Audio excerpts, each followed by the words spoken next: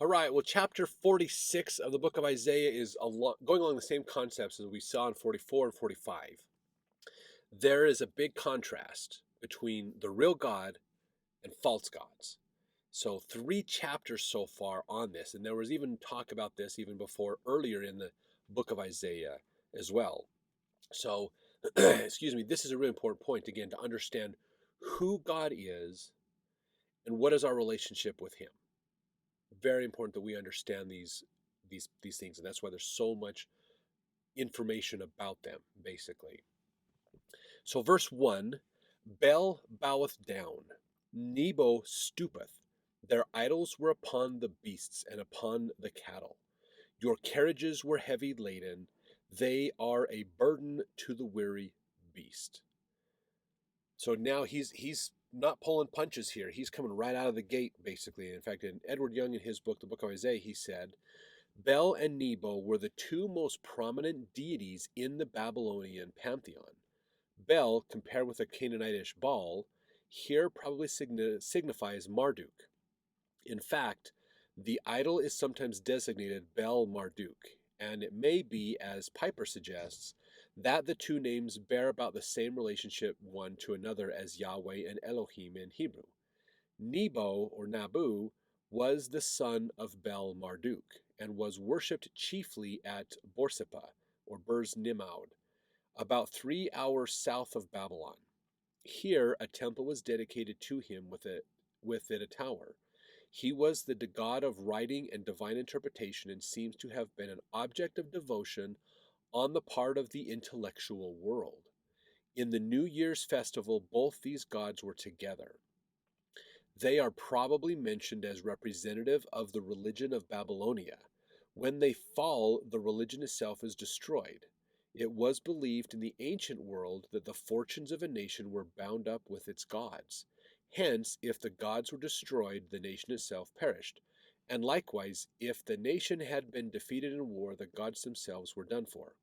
The carrying of the gods in a procession would signify the defeat or carrying away of the conquered nation itself.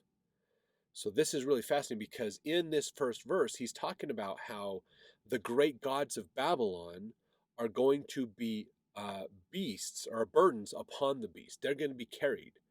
So instead of God carrying them, they are carrying God, is what this comes down to. So the God shouldn't be a burden on us. Basically, we're the burden on God in doing his work. Now, verse 2, they stoop. They bow down together. They could not deliver the burden, but themselves are gone into captivity. So this is not a celebration procession. This is a captivity procession. So this is, again, the time when Cyrus and Persia is going to destroy Babylon. The idols are being carted off to the victor, which is most likely Cyrus and Persia, like we talked about. So the great gods are gone. They're no more. No one's going to deal with Bel or Nebo anymore, or Marduk and Nebo, his son. The gods are gone because they're fake, basically. Verse 3, hearken unto me, O house of Jacob, and all the remnant of the house of Israel, which are born by me from the belly, which are carried from the womb. So this is really fascinating here. These are female terms, motherly concepts that we get in here. I can tell you, there's so many references to females, to feminine concepts and ideas in the Old Testament and all the scriptures. It's amazing. Absolutely amazing how many there are. So never discount the value of women in the scriptures. We don't literally hear a lot of specific women mentioned in the scriptures, but the reality is the effect of women. The idea that women have an important point of view is rampant in the scriptures. They are used, women and women's lives and women's experiences are used symbolically so much in the scriptures. It's amazing, absolutely amazing. And that's what they're in verse 3 we see in here as well. God has carried Israel, and when he does, they prosper. When they carry their idols, they end up in destruction. So that's this contrast that he's giving in here. Like he says, which are carried from the womb. God carried Israel. Israel's not having to carry God, basically. That's what that is talking about. Now verse 4, even to your old age I am he, and even to hoary hairs I carry you. Okay, the verb is used, the bearing of a heavy burden in here basically. I've made and I will bear you, even I will carry you, I will deliver you. Again, these are more terms dealing with the feminine ideas or concepts. So God values women. God realizes, okay, there's a lot. In order for us to really understand the scriptures, we really actually have to understand women and women's views because they're so used in here. It's so amazing. There's a lot to understand. But again, God is saying, look, you're not carrying me. I'm carrying you. I'm bearing you. You are the burden for me, not your gods are the burden. So verse 5, to whom will ye liken me and make me equal and compare me and that we may be alike? He's like, who can compare? What idol can compare to what I can do? To the miracles I performed, the opportunities that I give you.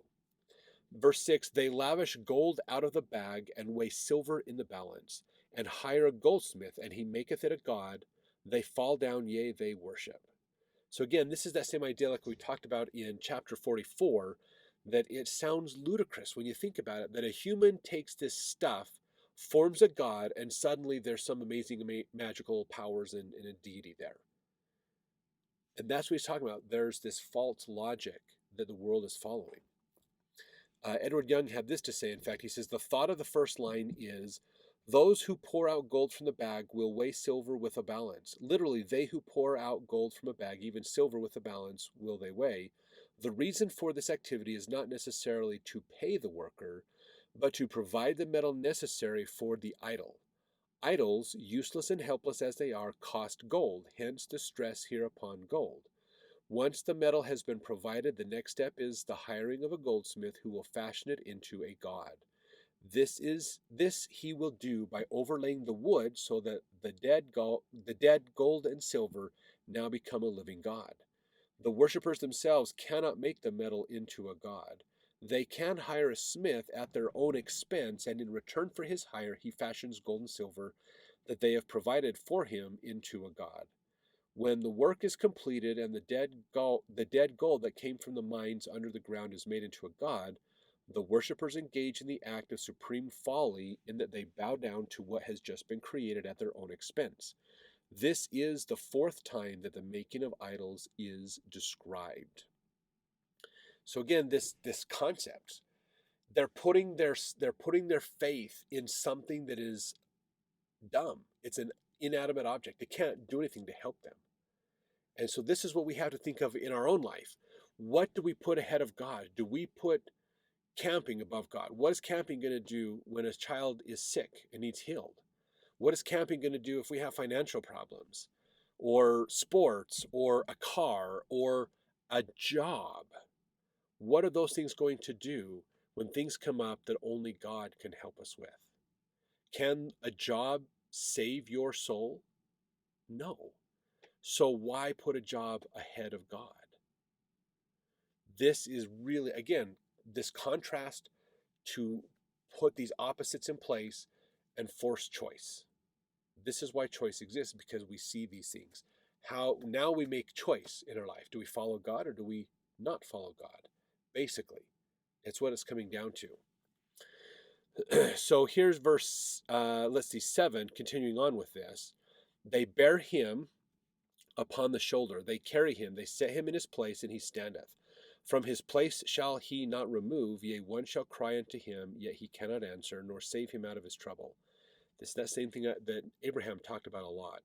The gods in Abraham's day, one of the gods his dad built fell over. And he went to that God and said, hey, God, you fell over. Pick yourself up. And then he left and came back the next day, and the god was still on the ground. And he went, why didn't you pick yourself up? If you're a god, if you can control the elements, if you can create fertility, or if you can win wars for us, or do these mighty things, why can't you pick yourself up off the ground? Why can't you take care of your own idol if you're real? And that's exactly the same logic. Abraham had it, and this is what God is telling through Isaiah to Israel. Do not put things above God. Prioritize God. the real God first. He will carry you. He will help you. He will save you. But you have to put him first. Verse 8, remember this and show yourselves, men. Bring it again to mind, O ye transgressors. Remember the former things of old, for I am God and there is none else. I am God and there is none like me. So remember this. He says the second verb in here, if you go back to verse 8, is one whose precise meaning is not known, but possibly we may render, put yourselves on a firm foundation. This idea of remember this, show yourselves men. It says, if the worshippers will consider the impotence of the idols and the constant providence of their own God, they can strengthen themselves in their faith and in devotion to their God. That's from Edward Young's book as well. So again, God is now saying, remember, I am your God. I am the real legit God. Verse 10, declaring the end from the beginning and from ancient times the things that are not yet done, saying, my counsel shall stand and I will do all my pleasure. So this is his plan. He is putting his plan in place. He's told us what has happened in the past, and he's telling us what will happen in the future, and it will all come to pass because he is God. Now, from our day and age, there is no denying that he has been right. We have all this evidence in the scriptures that he is right. So why do we put things more important than God in our life? Why do we not follow God more in our life? This is exactly what we should be doing. This is why Isaiah is bringing this up. Why God wants us to talk about this is to help us, again, have that idea.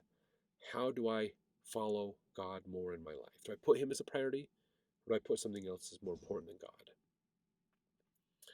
God? Let's see, verse 10. Oh, no, sorry. I just read verse 10. Verse 11.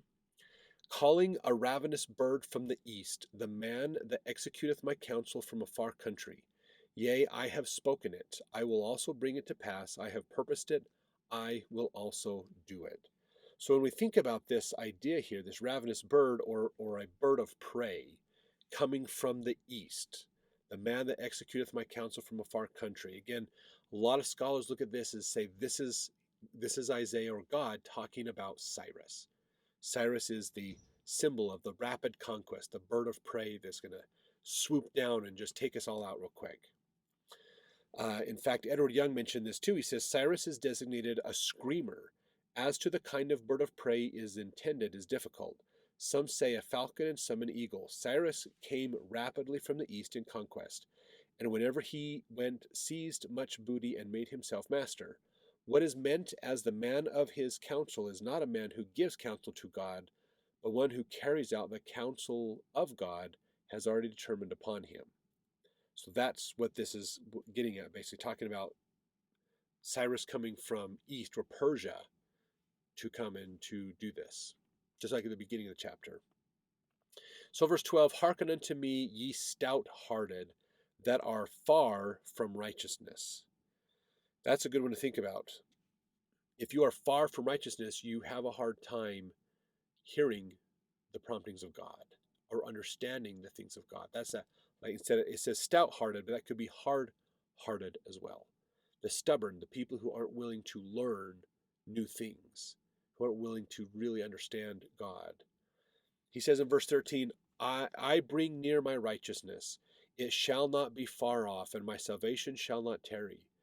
And I will place salvation in Zion for Israel, my glory. He is going to do it. It's his plan, his opportunities to help us out.